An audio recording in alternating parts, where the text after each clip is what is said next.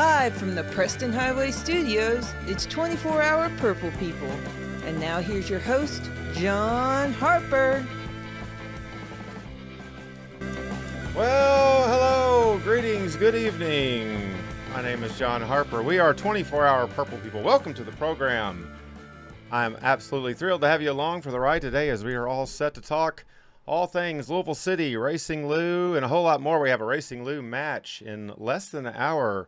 The Lavender Ladies are already in La La Land, so we'll be done in plenty of time before that match coming up from Bank of California Stadium in Los Angeles. Tonight, Katie will be in charge of my reds and yellows, which is never a good thing. If you've paid attention to the program anytime she is in charge of those, we are in big trouble as I am joined by my co-host for the evening, Matt Dalton. Matt, it is good to see you, sir, on this beautiful Sunday evening. How are you doing today? I'm good, John. Welcome back from vacation. We were both on vacation. I stayed here, and you got to visit merry old England, so that's pretty cool. I did. It was really something. We did not. The birthplace of football. Oh, absolutely. We did not know what to think going over there.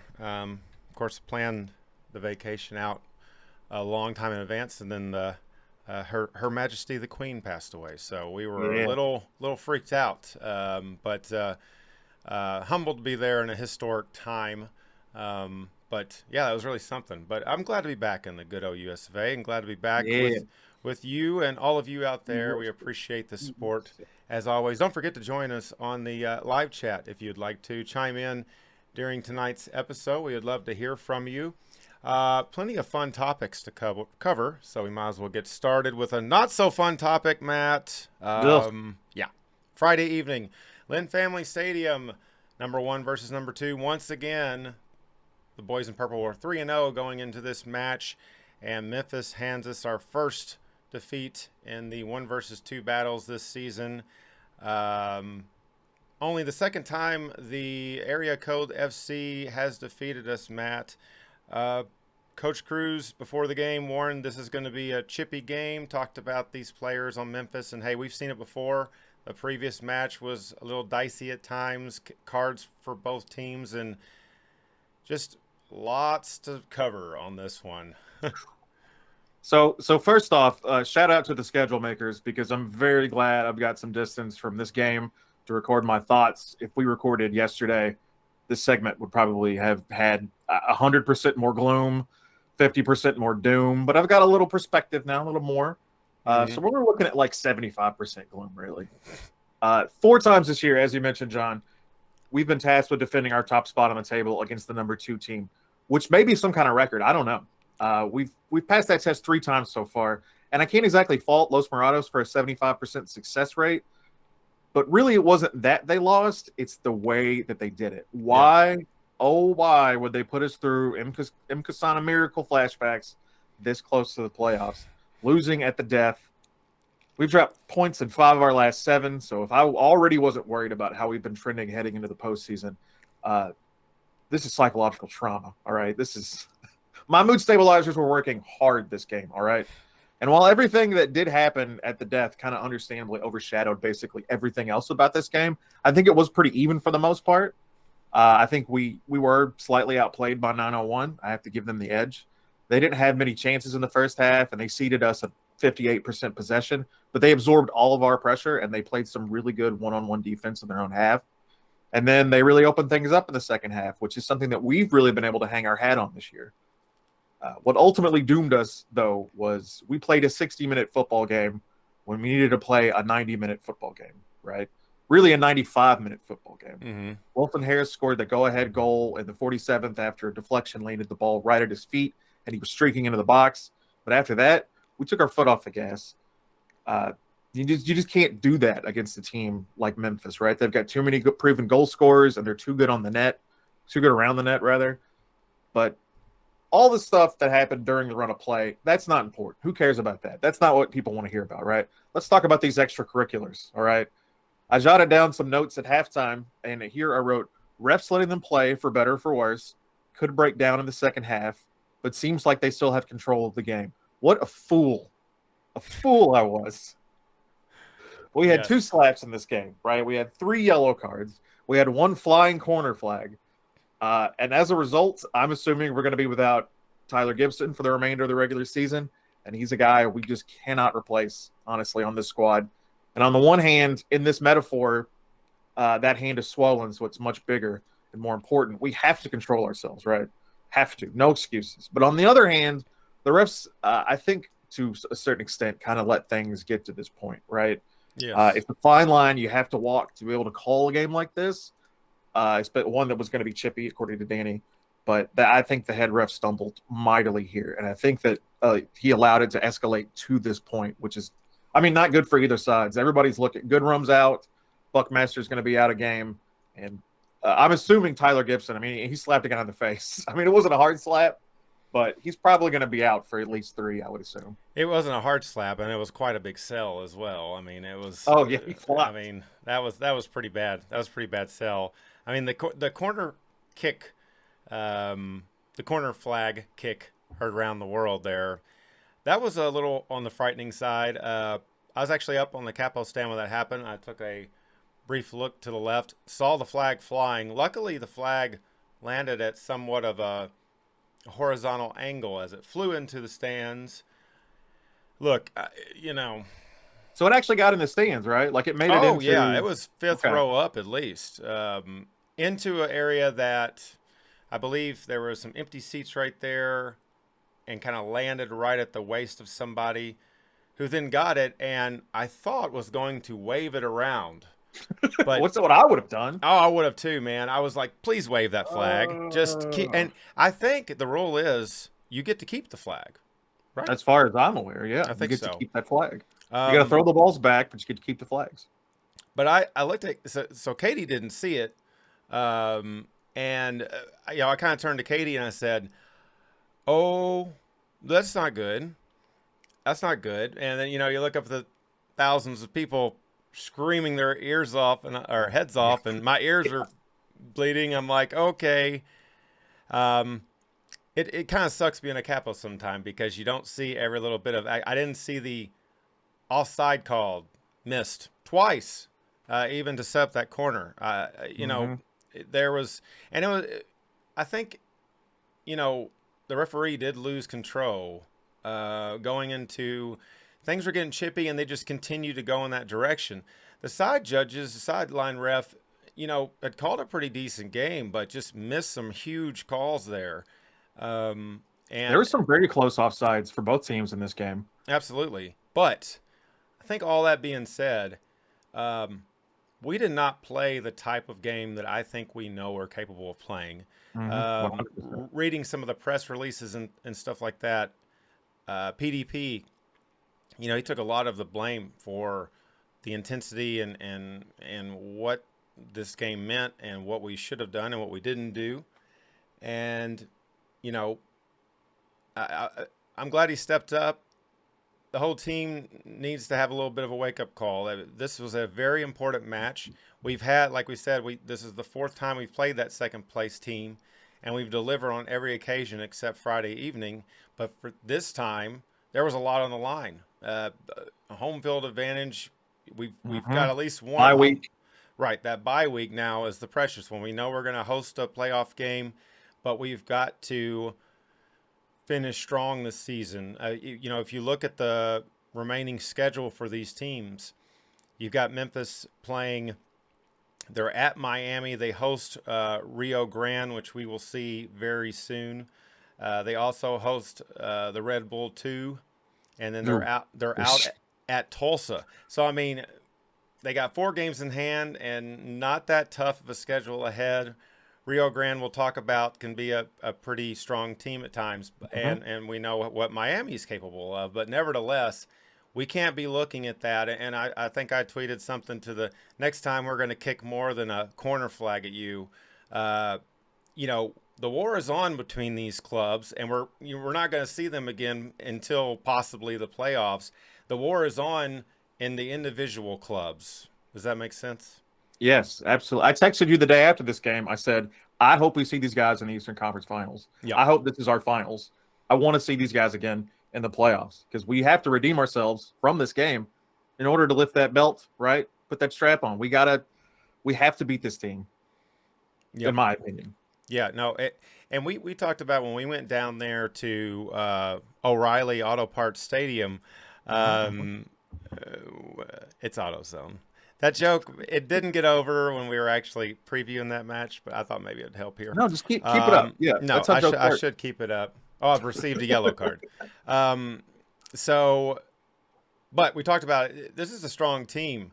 You know, sometimes I think Memphis might get, I don't want to say overlooked, but they're a strong club. So we cannot take them for granted. We have to realize that, I mean, they put the pedal to the metal against us on Friday, and even though team, man. Yeah, and end of that game was a little rough. Some controversial calls and things of that nature, but still, I mean, we could have won that game. In the chat, I think we got outplayed. If we're all those things aside, I think we also did get outplayed slightly by Memphis. So they were the better team on this day. I do think. Katie said that she thought there was going to be a riot, and she might have been right. She was close. Hi, Calvin and Linda. Linda asked about Omby. He was out on the pitch before the match. Also of note, Matt, I'm not sure if I even told you about this. Cameron Lancaster out on the pitch before the match. I heard that. Yeah, Katie mentioned that. Yeah, not dressed per se, but good to see him out there at least. And fully nude. Yeah, what? Stealing that joke from Glenn. Yeah. Oh, man. Buddy. For those, hi, Glenn. For those paying attention at home, City, if they finish first on the table, they're going to get the bye. They will play on October 29th. If they do not get that bye, they will be hosting a quarterfinal match on October the 22nd. That's right. Lot left to play for. Absolutely. So we are hoping that, it's one of those things. We definitely want to get that bye, and we want to host as many games as possible in Family Stadium. That was only our second loss of the season at the FAM. So we are obviously a very strong team at home. You somehow made that loss worse. So thank you, John, for letting me know that. Yes, absolutely. You are welcome. Absolutely. So anyway, but nevertheless, we do want to play as many games in the playoffs at home. One thing I was saying is, after October 15th, there is no losing games, or the season's over. I mean, it's over at that point. So, but we'll get better and hopefully move on down to Texas, that we'll talk about here momentarily. But first, we must cover. It's in our contracts. We must. To cover this match. Wednesday evening, Racing heading out to Portland, Providence Park, home of the Portland Thorns, Rose City's NWSL side. A very tough environment, always a strong crowd there, and tough environment that Racing just could not overcome. Matt, a pretty solid first half for Racing. I thought they played all right, allowing a lot of shots. Of course, we've kind of unfortunately come to expect that, but they were holding their own. They had some really good chances. Second half, different story. Of course, there was a huge blow in the first half. I'm sure you'll cover. Tell us about this match. So often this year on this show, we've talked about Racing getting off to either bad or slow starts that kind of end up dooming them for the rest of the game. Slow. But if Katie Lund watches this show, and I'm assuming she does, every week, she has to be thinking, am I a joke to you? Because when the whistle blows, she's ready. All right. And she has to be, because she was tested early and often in this one. Katie facing danger almost immediately. But in the first half, we held on, right? Portland and Sophia Smith in particular peppered our net with shots, but they were met with Lund saves, Bonner and Nadim goal line clearances, and really scrappy team defending that really kept us in this thing. 28 shots total we faced in this one, 28 shots, with 14 of them on target. But at the half, it was 0-0. And if you only watched the first half, you had some things to be pretty optimistic about, right? Unfortunately, though, I watched the second half. No. Portland went right back. That's where you went wrong, buddy. Attack. Yeah. They went right back on attack, and we forgot to leave the locker room. Gemma Bonner misjudged a header in the 47th, and Sophia Smith gathered it to beat Katie. And don't blink. because you'll miss Sam Coffey, tuck another one in less than a minute later to make it 2-0 Thorns. I mean, just like that. Their offense cooled off after that, though, and it took them almost 8 minutes to score again. Very fortunate for us. They slowed down. Result notwithstanding, right? The huge takeaway from this game is the 26-minute injury to Nadia Nadim, which was revealed earlier today to be an ACL tear in her left knee. Yep. This isn't the knee that she injured last season and had surgery on and rehabbed, which I think is fortunate for her. I don't know. I'm not a doctor, but she is. So she's got that under control. I'm assuming she'll be doing surgery on herself, which will be quite the feat. She could do anything, that Nadia Nadim. Yep. The good news is, if there is good news here, is Nadia didn't really need a preseason or training camps to really settle into her role this year. She really got off to a hot start after joining. She leads. I mean, she's tied for the lead in goal scoring on the club, and she played less than half of our games. So she should be able to get back into form, I would think, pretty quickly after this. The bad news is the rest of it, right? It's a loss for us, for Denmark's national team, for the women's soccer world, really. And it really couldn't come at a worse time because Racing is desperate for a lot of things, but I think roster continuity and reps together is right up there. We wish her the speediest and easiest of recoveries. Yeah, we know Nadia's been through a lot in her life on the pitch and off the pitch. She'll overcome this as well. So we do wish her a speedy recovery, and hopefully she'll come back ready to rock in 2023. Matt, we've got some big things, big opportunities and big decisions and big strategies to think over in the off season. When you allow 28 shots against the club quality of Portland, poor Katie. Katie. She is leading the NWSL with over 5 saves a match. She upped her average this game. She is the team MVP because without her, we'd be losing these matches. These 3-0s would turn into 6-0s. It feels like. Yeah. I mean, I hate to say it like that, but but we've got to get the ball out of that, out of the 18, out of our side. Keep it going down the right. Yeah, clearances have been a real issue for us. I think. Yes, it has been. So it'll be interesting to see how things turn up in the last couple of matches that, of course, we start tonight in less than an hour. But, not that I'm keeping time or anything, but no, you should be keeping time. Don't. Yeah, it's just somebody should. Keep time. Yeah, we did have some chances in this match. Mina Ekic hitting the crossbar in the 35th minute, I believe it was. We had some chances. They were very close, and I feel like we saw some good play from like Jalen Howe, pretty good. Emily Fox looking pretty strong, but always. Yeah, just not what we want to see. Obviously, Thorns are a great team. Thorns are a great team. I mean, they're number one in the league for a reason. All right, Yeah. They're at the top of the table and they've earned it. Absolutely. Sophia Smith is outstanding. So there's a reason they're up at the top for sure. Yeah. What can you do? But I mean, I don't know. Clear it. That's what you can do. Clear the ball. That's true. I mean, easy for us to say. Come on. It would be nice to finish this season on a strong note. So Absolutely. let's see what we can do these next couple of matches for Racing, and we do have a home game on October 1st that we'll talk about momentarily. So let's move on. Shall we move on? Let's move on. I like that. That's a nice little dance. Okay, so Louisville City has a very large match coming up this Saturday.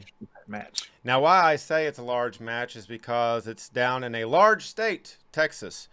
Los Morados heading down to Rio Grande, technically Edinburgh, Texas, for those of you. Edinburgh. Yes, just to let you know. For all you Texas geography nerds. Yep, like myself, right on the southern border. HEB Park, home of the RGVFC Toros. That is a mouthful. A team that has shot past Oakland as of late in the standings in the West. They have won, Matt, 4 of their last 5 contests. This team, you look at their stats, not that much dominant stats there, but suddenly we find ourselves, as we alluded to earlier, Memphis has got this schedule that, they've got some easier matches at times, got some solid matches at times, but they have 4 to play and we have 3. So, what do you think of this RGV FC TORO in Texas? Now, I think that the stats are for RGV are a little. I think they're painting not a complete picture here, right? This is a game that makes me nervous. Okay, RGV is streaking at the right time. Just over a month ago, they were tied for last place in the West, but since then they've won their last 4 matches. They've climbed above the playoff line and is 7th. They're averaging 2.5 goals a game in September. They're fighting for their playoff lives, and there is no hotter team in the USL right now, right? Look at the forms of all the USL teams. Nobody's doing as well as RGV is. They're focusing on an attack that kind of spreads the wealth, right? They don't have a double-digit goal scorer, but 18 different Toros have scored this season. They're passing with an almost 80% success rate, and the way that their midfield can connect with each other is the biggest hurdle we're going to have on defense, especially without Tyler Gibson and Josh Weiner. Wingers Jonas Fjordberg and Christian Pinzon press high, and they create space for Ricky Ruiz and Emilio Icaza in the middle, and it's no wonder they've won 5 of their last 6, by multiple goals. And by the time we kick off in Southern Texas at 8:30, we could be in second place. Memphis takes on Miami in Miami at 7 p.m. that night.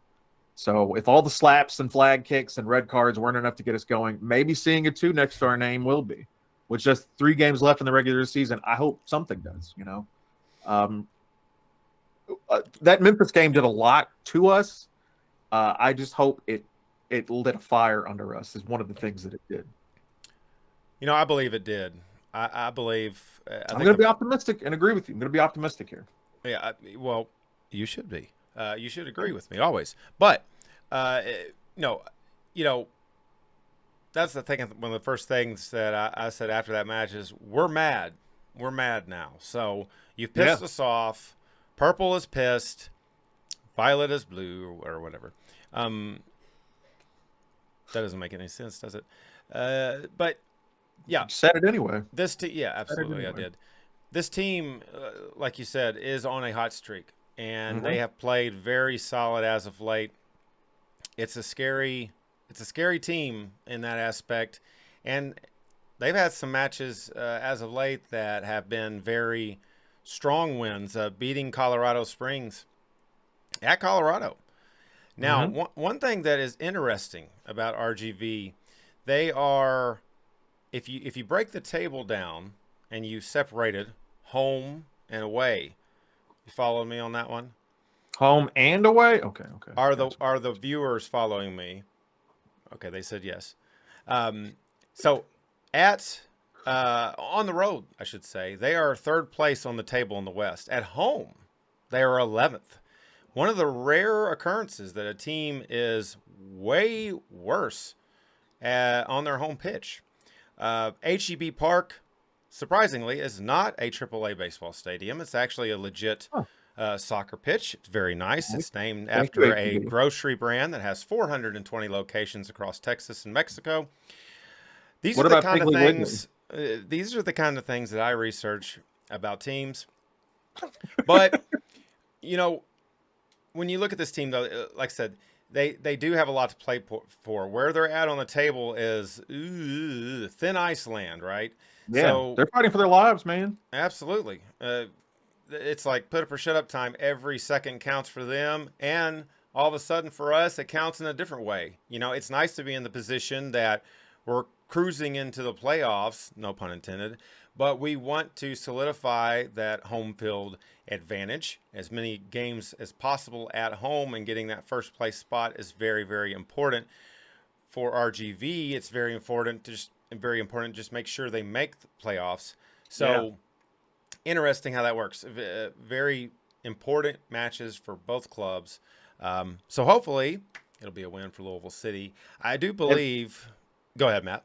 As far as what these teams are playing for, I just want to go on record and say that I'm not necessarily a huge fan of the bye week for Lou City. Not that I want us to finish, out of first place, but that bye week will put us at almost 30 days rest coming into the playoffs. And that, in my opinion, is maybe a little too much, but what the fuck do I know, right?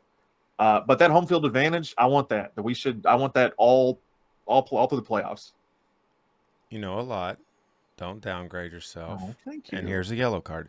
Oh. Yeah.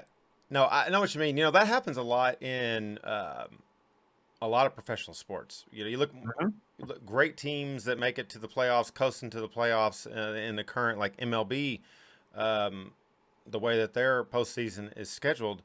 You know, that team gets a bye and they might be at home for, 2 weeks, whatever. And then, they end up, they're a team that maybe won 110 games or something crazy, and they come out and just stink in the playoffs. So, Yeah. I know it's a fair concern. I understand where you're coming from, and especially They only got to beat us once. somebody like myself that wears like certain socks on match day and things like that. I mean, I'm superstitious enough as it is. We want to thank everybody this evening for joining us in the chat. Katie feels very sorry for Nadia, as we all do. We all do. We all do. John says he hopes that it sets a fire and the Memphis defeat, and hopefully that Ombi will be back and Ray will be back as well. Yes, absolutely. Missing Ray out there. Definitely. Yep. Keeping cooler heads and lots of good conversations. So we appreciate everybody. John mentioning we're missing Niall, and that is true as well. Yes, Niall out for the season, something we haven't touched on. Yeah, that's with a foot injury. Yep. So we'll definitely be missing him and his experience, his leadership, and his championship pedigree. Great hair. I mean, I just miss Niall. He's my favorite player. I know, mine too. Plenty of concerns, but still, I feel like we're in a good spot. We're deep. We have a lot of depth on this club. If everything can click and we can always, be healthy going into the playoffs, it's going to be interesting to see the Cam factor, if you will. Him. I was surprised to see him out there because first off, it was like, oh, it's Cameron Lancaster. I forgot he played for us. But that guy. Yeah. Oh yeah, best player in club history. Yeah, that guy.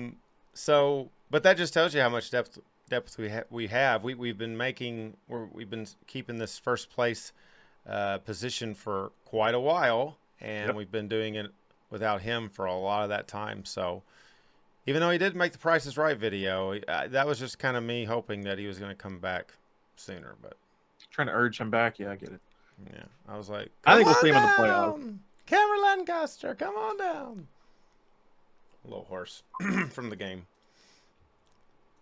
All right. Well, we do have a home match next Saturday night. Hopefully, we will be coming off a win tonight in Los Angeles. Yeah. The Lavender Ladies back at home for the final time in 2022. Set to host Kansas City Current, a team that we are very familiar with. 2-2-2 overall with them throughout our history as being a club of the NWSL. We had a match with them in the Challenge Cup this season. Matt, they are ranked 4th on the table right now in the NWSL. Probably going to make the playoffs, I would say, pretty easily. What's Racing need to do to end the season at home on a strong note and possibly save some people's jobs? And so goes our sophomore season, right? This year, Racing couldn't play the part of most improved team or championship or playoff contender, but they do have a chance to play one of my favorite roles in all of sports, and that is spoiler, right? Angel City and Kansas City are in the midst of a very tight playoff race, and while winning either of those games won't gain us anything tangible, we still have the chance to leave our mark in the season by shutting the door on some of those championship hopes, right? Yep. We can be dream killers, ladies and gentlemen. All right, don't overlook that. On to our opponent, right? It's been a long, strange trip for the Kansas City Current. Once top of the league, now 2 points above the playoff line. They have a pretty favorable end-of-year schedule, which obviously does include us. That might be enough to help them coast into the postseason. While Ebony Samon's after mint season in Houston has gotten most of the attention from Racing fans, CeCe Kaiser has quietly had herself one hell of a run in KC after her June trade as well. 6 goals and 3 assists on the year for her. So don't get caught up in the bittersweetness of CeCe returning to Butchertown because she could burn us very easily. And you also can't talk about Kansas City without talking about Lolo, right? Mm-hmm. Loea Labonta can do it all. She can finish. She can distribute. She can twerk. She's the total package, right? She leads the current in basically everything. So stopping her is somehow is an absolute must if we intend to send the fans home happy. All right, I'll be attending Oktoberfest before the racing game, so I'll be happy regardless. I just hope that racing is thinking about the other folks who'll be in attendance, and we'll just be able to send them home happy as well. Yes, it would be nice to end the season on a win at home.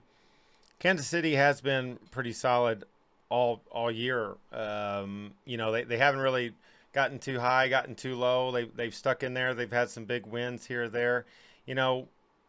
They concede a lot of goals at times. It seems like there's 6 right now in goals conceded. I do not see any stats on twerking, but I'm still looking to verify. They're there. They're there. Those words by Matt. But it would be nice to end the season on a high note. Part of that has to be how we play this evening. Now, after that match with the Thorns, I believe it was, I'm not sure who it was. I was reading some post-match quotes. Might have been Emily Fox. But basically saying that, it was Murray, saying that they liked the grit and they liked what the team was, even though it was a 3-0 loss and that the stat lines were not favorable for racing. They liked the fight, and that's what we need. We need that. We need the effort there. You need something to build on, right? I mean, right. And that sort of effort, that sort of fight is something that you can build on. Keep your heads up and move forward. Tonight is going to be the first part of that, as we will transition into our final main topic of the evening, as we are about to kick off in La La Land, Los Angeles. Yeah. I think a lot depends on this match tonight to see how we end up next Saturday, because if we can build a little momentum in Los Angeles, racing is already there, so I can't use my patented heading out to line. But, Los Angeles came to Lynn Family Stadium earlier in the season. This is one of 2 new expansion teams this year. Their friends south of them, San Diego Wave, of course, have been a really, really good club coming out of the gate. 30,000 plus at their last match at home. But Angel City's not really faring as well as the Wave.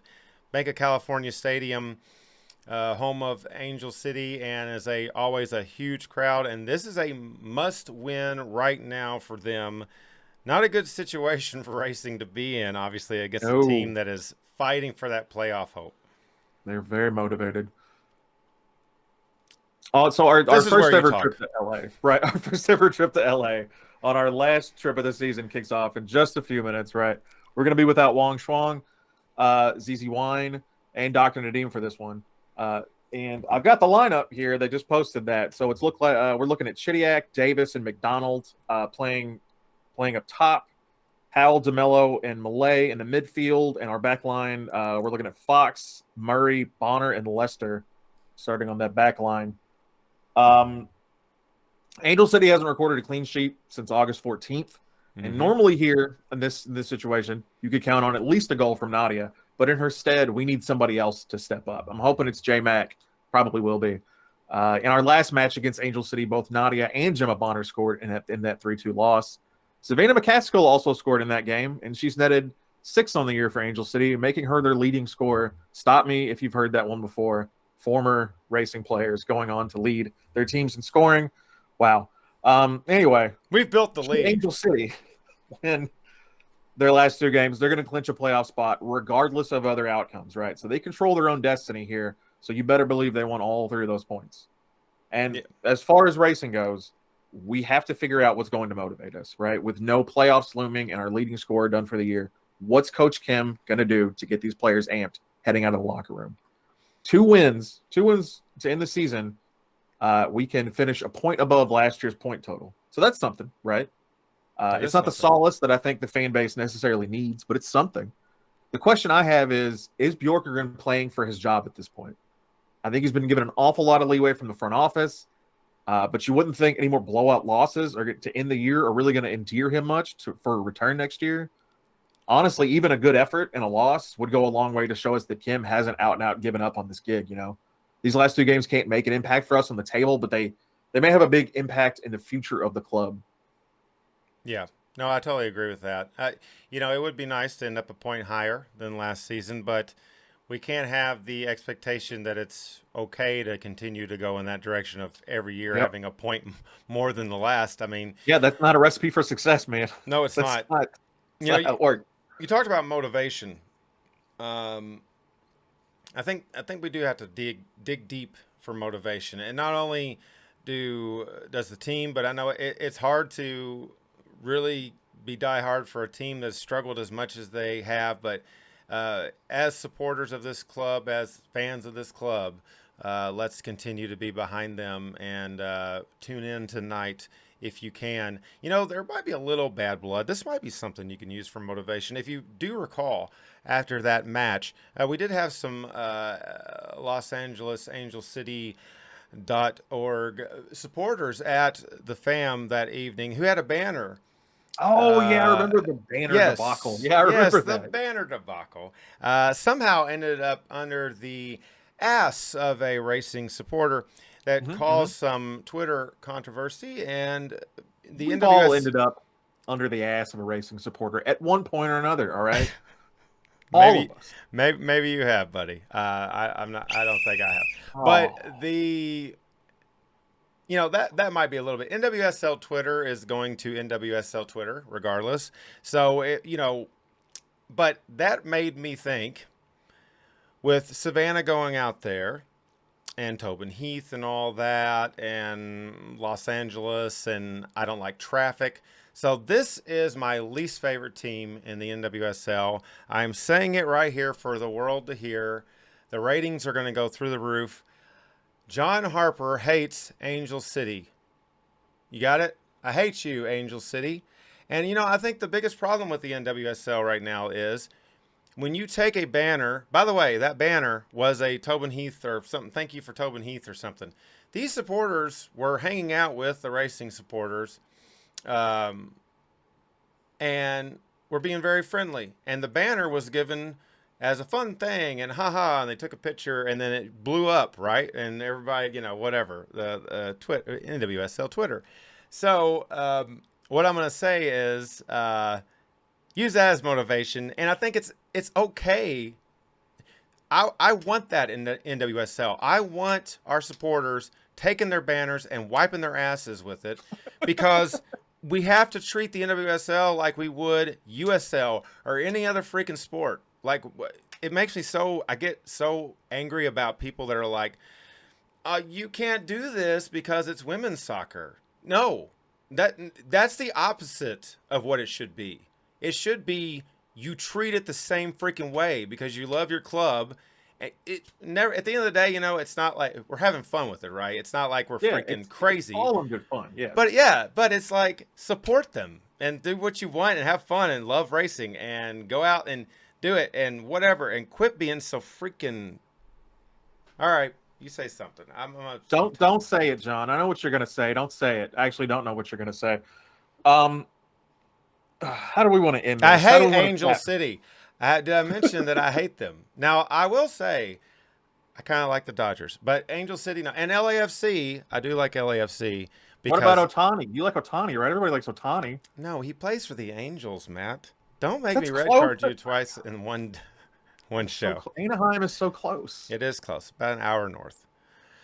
Oh, geographic John over here. Johnographic. I need every NWSL supporter to listen. If you want this league to be equal with the other big leagues in America, y'all wipe other clubs. Okay, I'm going to get off the wipe thing. Support your team how you want. You should hate the other teams. You should, Portland has chants in the MLS that are like F Seattle, as part of the chant. Okay. Cincinnati, several teams have fuck Cincinnati chants. Yeah, right? well, I mean, rightfully so. Throughout the different leagues of America. That's how much people hate Cincinnati. I mean, and that's at Reds games. Yeah. No, but, that's how we get this thing equal. We make NWSL as fun as it, and I'm not saying it's not as fun, but that night when all that happened, it brought me down a notch as far as my thoughts on NWSL fandom as a whole. You know, banter is part of the game, at least on the internet, right? Like friendly banter, I think is the word we're sort of looking for here. And that it's sort of like a jovial thing, right? You kind of give it back and forth to fans of other teams. But yeah, NWSL Twitter is something else, isn't it? It's something else altogether. It's interesting. Hope We could talk for a long time about that. But Hope hates Angel City. Woohoo! Yeah, thank you, Hope. Yes, Who Calvin out there says hates Angel City? equally. Calvin says equal. Equal means equal banter for all. I You totally struck a chord, agree. John. You started a movement. We all hate Angel City.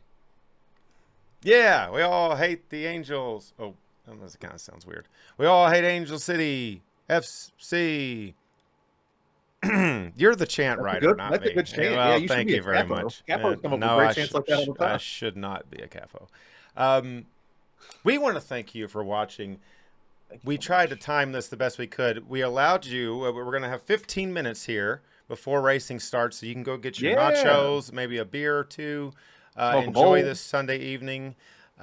It's always rough, these Sunday night matches for racing when Monday is looming in the distance, but that's okay. We're going to support this team. And, hey, we love our Lavender ladies. And Saturday evening at the FAM, let's get out and support them in that final game, regardless of what happens tonight. Let's get out there, Matt.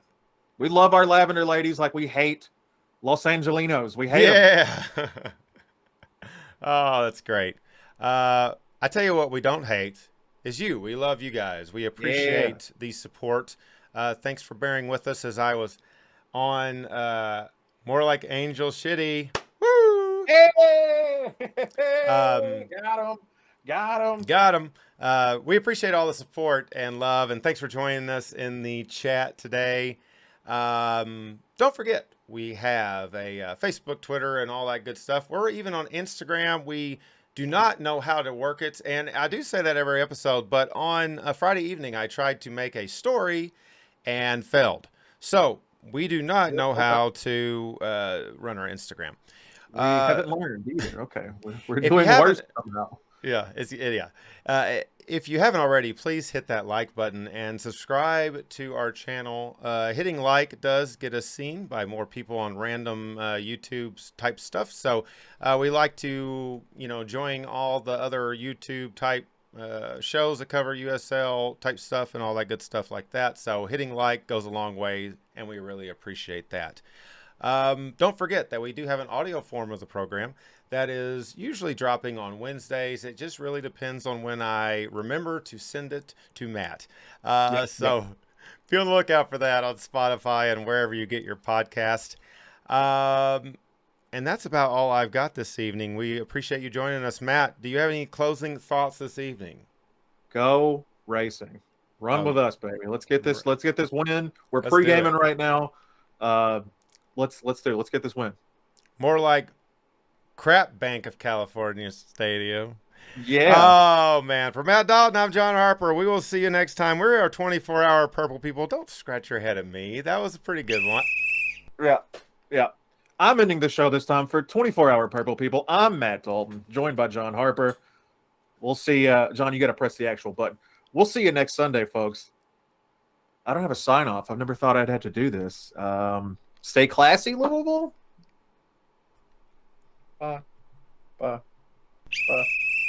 Oh.